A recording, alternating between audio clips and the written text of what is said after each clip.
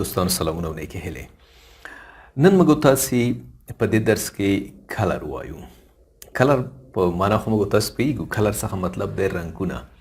خو دلته په کمپیوټر کې د کلر څه مطلب دی یا په ډیسکټاپ کې د کلر څه مطلب دی، راځئ په نن درس کې وایو.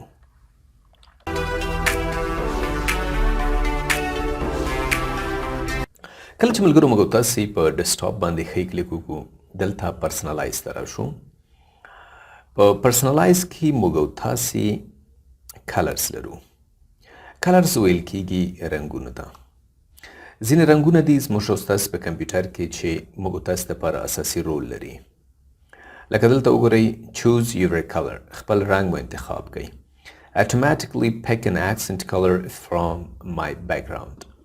دا پنځه رنګونه کله موږ تاسې بیکګراونډ دپاره استعمال کړي دي. لکه دلته موږ تاسې وویلې که نه، د کله چې موږ تاسې دلته راشو د پکچرز برخې ته، نو لاندې ساحه کې موږ تاسې ځینې کلرز لرو.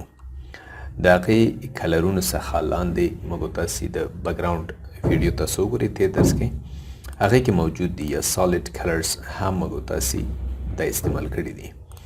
نو اکثره د رنګونه دې ساحه کې راځي.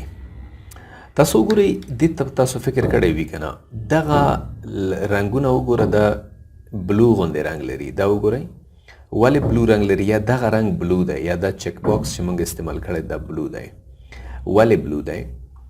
ځکه موږ دې ځای نه د رنګ بلو انتخاب کړی دی. که دا زه دې ځای نه فرضاً اورنج کلر کړمه، تاسو وګورئ د لیکل د رنګونه ټول اورنج شول. دې ساحه کې وګورئ هم اورنج کلر دی. یا موږ تاسې دلته سټارټ مینو ته که راشو، د سټارټ مینو دغه د سټارټ بټن رنګ هم بلو شو، زیډ شو یا اورنج شو، او دا رنګ هم څنګه شو؟ اورنج شو.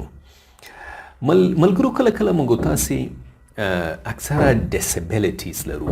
ډسیبلیټیز څخه مطلب دا دی ځینې خلک دي د بعض رنګونو سره حساسیت لري. زه هم یو وخت داسې شوی وم چې شپږ مې استعمالولې، ځکه تیز رنګونه چې به ما ولیدل زما په سترګو باندې به بد تاثیر کوو، په سر به مې درد شو.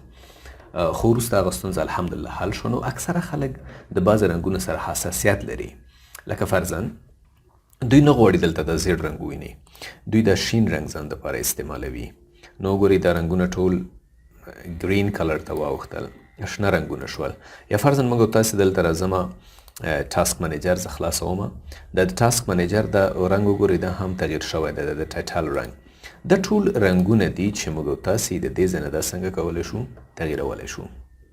خو که موږ دا یو آپشن انتخاب کړو automatically pick an accent color from my background، که دا موږ انتخاب کړو نو بیا د دې ځای څخه یو رنګ په اتومات ډول باندې وګوره بلو رنګ څنګه شو؟ انتخاب شو. او که په خپله خوښه موږ تاسې انتخابو بیا د دې ځایو څخه استفاده کولی شو.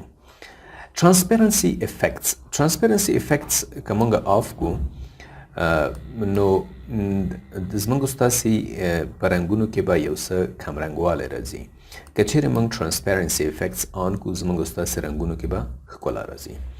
show accent color and the following surfaces. start taskbar and action center.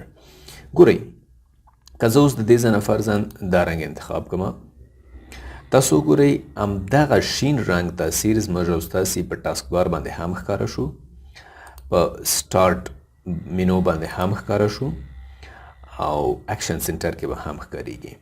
او دلته دا آپشن انتخاب دی ټایټل بارز.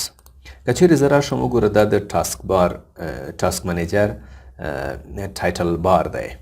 صحیح شوله؟ که دا زه لرې کړمه، تاسو وګورئ که دا زه لرې کړم دې ځای کې اوس وګوره هغه رنګ نه دی موجود. نو دا د دې یو وظیفه ده، د ټایټل بارز وظیفه ده چې کوم ټایټل بارونه چې وي په هغې باندې به هم دا رنګ څنګه کېږي؟ راځي به. choose your default app mode. د دې څه معنا ده؟ اوس زموږ ستاسې د اپلیکیشن موډ چې دی هغه لایټ دی. که زه د دې ځای نه ډارک انتخاب کوم، وګوره دا رنګونه مکمل څنګه شول؟ ډارک شول. دا د دې وظیفه ده، د دې ځای څخه موږ تاسې دا استعمالولی شو. بیرته موږ تاسې لایټ څخه استفاده کوو. لایټ هر څه موږ تاسې ته لایټ معلومیږي. نو دا ملګرو زموږ او ستاسې د نن ورځې درس د کلرز په اړه باندې چې موږ کولی شو مختلف رنګونه خپل بیکګراونډ دپاره، همدارنګه مختلف رنګونه د مختلفو لینکونو د لیکنو دپاره، ټایټل بارز دپاره، سټارټ بټن دپاره، سټارټ مینو دپاره، ټاسک بار دپاره، د مختلفو ځایونو دپاره موږ تاسې خپل په خوښه رنګونه استعمالولی شو. امید دی چې تاسو به د درس څخه ډېر څه زده کړي.